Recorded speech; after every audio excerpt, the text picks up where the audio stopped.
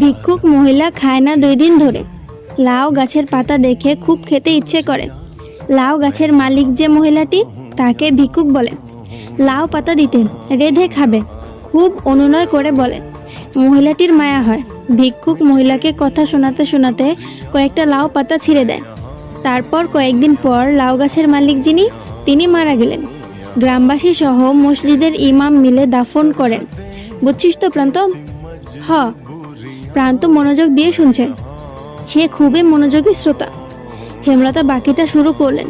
গ্রামের ইমাম একদিন স্বপ্নে দেখেন যে মহিলাটিকে তিনি দাফন করেছেন তার চারপাশে আগুন দাউ দাউ করে জ্বলছে, কিন্তু তার গায়ে আঁচড় অবধি লাগছে না। মহিলাটিকে ঘিরে রেখেছে লাউ পাতা, যার কারণে আগুন ছুঁতেও পারছে না তাকে। ওই যে তিনি একজন ভিক্ষুককে নিজের একবেলা খাবারের লাউ দান করেছিলেন, তাই সেই লাউ পাতা তাকে কবরের শাস্তি থেকে বাঁচাচ্ছে। জাহান্নাম থেকে বাঁচতে হলে আমাদের অনেক ইবাদত করা উচিত। তার মধ্যে একটি হলো দান। সামর্থ্য অনুযায়ী দান করা উচিত, কাউকে ফিরিয়ে দেওয়া উচিত না। বোঝা গেছে? বুঝছি। আমিও দান করবাম। করবি, অনেক বড় হবি জীবনে, আর অনেক দান খয়রাত করবি। আচ্ছা প্রান্ত, এখন যদি কোনো গরিব অভাবী এসে তোর লাউটা নিয়ে যায়, তুই কি করবি? প্রান্ত গম্ভীর হয়ে ভাবে, এরপর বলল, দিয়ে দিয়াম। একটু আগে একজন মহিলা এসেছিল না, দেখছিস তো? দেখছি। সে খুব গরিব, বাড়িতে বাচ্চা আছে ছোট। এসে বলল লাউ দিতে, তাই তোর লাউটা দিয়ে দিয়েছি। এজন্য কি তোর মন খারাপ হবে? লাউটা তুমি দিছো, তাইলে তোমারে আগুন থেকে বাঁচাইবো লাউটা আমি দিলেও তোর জন্য ছিল। তুই এখন খুশি মনে মেনে নিলে লাউটা তোকে আগুন থেকে বাঁচাবে। হেমলতার কথায় প্রান্ত খুশি হয় খুব।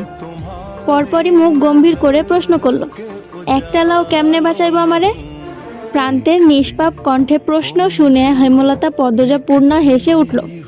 পদ্মজা বলল, কয়েকটা পাতা অনেকগুলো হয়ে মহিলাটিকে বাঁচিয়েছিল, তেমন একটা লাউ অনেকগুলো হয়ে তোকে বাঁচাবে। প্রান্ত একটার পর একটা প্রশ্ন করেই যাচ্ছে। হেমলতা হেসে হেসে তার উত্তর দিচ্ছেন। পদ্মজার হুট করে প্রান্তের থেকে চোখ সরে হেমলতার উপর পড়ে। মা হাসলে সন্তানদের বুকে যে আনন্দের ঢেউ ওঠে তা কি জানেন? পদ্মজার আদর্শ তার মা। সে তার মায়ের মতো হতে চায়। 5 দিন শেষ। শুটিং দলের মধ্যে খুব ব্যস্ততা, সবকিছু গুছানো হচ্ছে। 5 দিনে তাড়াহুড়ো করে শ্যুট শেষ করা হয়েছে। লিখন উঠানে চেয়ার নিয়ে বসে আছে। চিত্রা এসে পাশে বসলো। কাশির মতো শব্দ করলো লিখনের মনোযোগ পেতে। লিখন তাকালো, ম্লান মুখে প্রশ্ন করলো, সব গোছানো?